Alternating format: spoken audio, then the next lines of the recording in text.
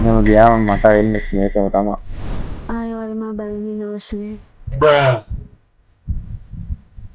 තරහ වෙලයි මාත් එක්ක. තරහ වෙලා.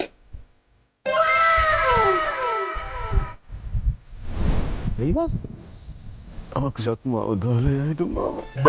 සාලේ ඉඳ යනවනේ. මොකක්ද නේ මේ වැඩේ තේරුම? අපි දැන් තත්ත්වයට තේරුම් ගන්න බෑ අපි මේ සම්බන්ධ නවත්තලා දැන්. පටසිර.